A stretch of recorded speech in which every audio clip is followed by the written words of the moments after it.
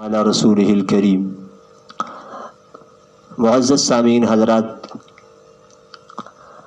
مشرک انسان جتنے بھی عبادات اور اعمال صالحہ کرے، ان اعمال صالحہ اور عبادت کا عند اللہ کوئی قدر و قیمت اور منزلت نہیں ہوتی، وہ ضائع اور غارت ہو جاتے ہیں۔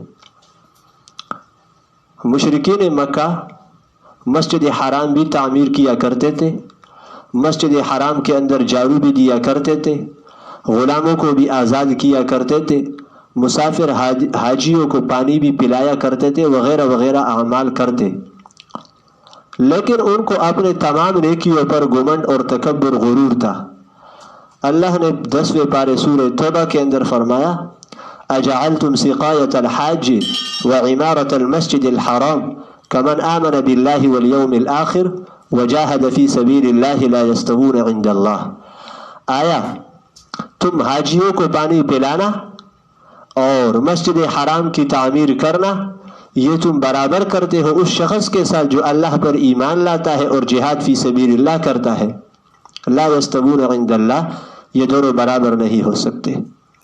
مشرک انسان اور غیر مشرک انسان، مشرک انسان موحد انسان برابر نہیں ہو سکتے۔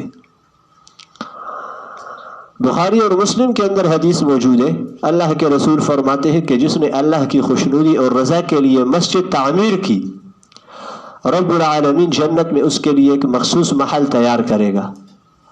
اور پھر یہ بھی نہیں فرمایا کہ شاہی مسجد ہو، شاہی مسجد کا ذکر نہیں کیا، بلکہ ابن ماجہ ابو داؤد طیالسی کے حدیث کے الفاظ ہے، اور حدیث کے اندر ہے کہ پرندے کے گھونسلے کے برابر مسجد کیوں نہ ہو، اللہ اس کے بدلے میں جنت میں مخصوص محل تیار کرے گا۔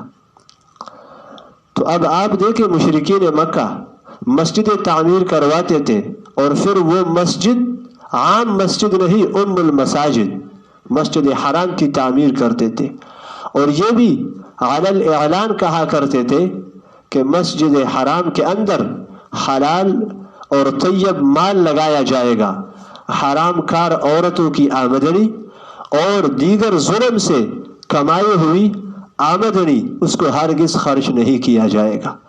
تو کس خلوص نیت سے وہ چندہ کر کے مسجد حرام پر خرچ کرتے تھے۔ اس کے علاوہ بخاری اور مسلم میں حدیث موجود ہے، اللہ کے رسول فرماتے ہیں کہ جو انسان حج مبرور یعنی حلال کمائی سے وہ حج کرے گا تو اس کے وہ گناہوں سے اس طرح پاک ہو جائے گا جیسے ماں کے پیٹ سے معصوم پیدا ہوا۔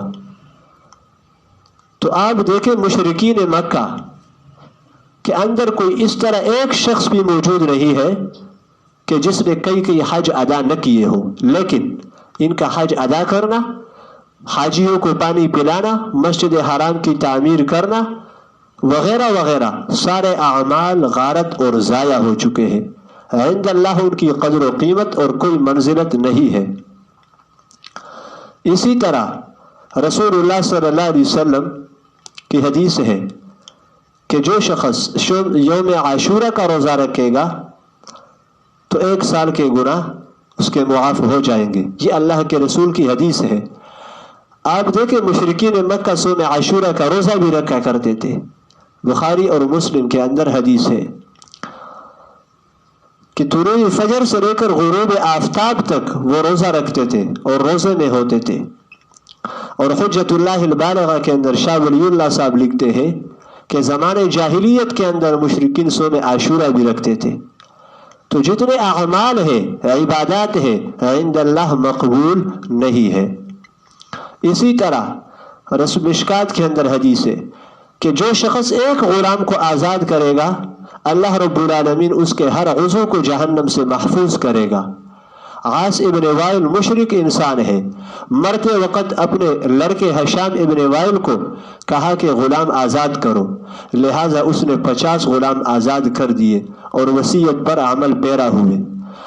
ابو داؤد کے اندر حدیث ہے، لوگ رسول اللہ صلی اللہ علیہ وسلم کے پاس آئے اور کہا کہ فلاں بندے نے غلام آزاد کیے ہیں، کیا یہ اس کے لیے مفید ہو سکتا ہے؟ کارگر ثابت ہو سکتا ہے؟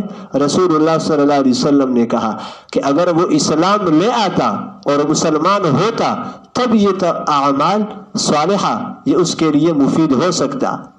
صدقہ دینا، حج کرنا وغیرہ جتنے بھی اعمال ہیں آپ صلی اللہ علیہ وسلم نے اس کو توحید پر مرتب کیا. ابو داؤد میں حدیث ہے. تو اللہ رب العالمین ہم تمام مسلمانوں کو شرک سے محفوظ رکھے، اور قرآن کریم نے شرک کی تردید پر انتہائی زور دیا ہے. وآخر دعوانا ان الحمد للہ رب العالمین.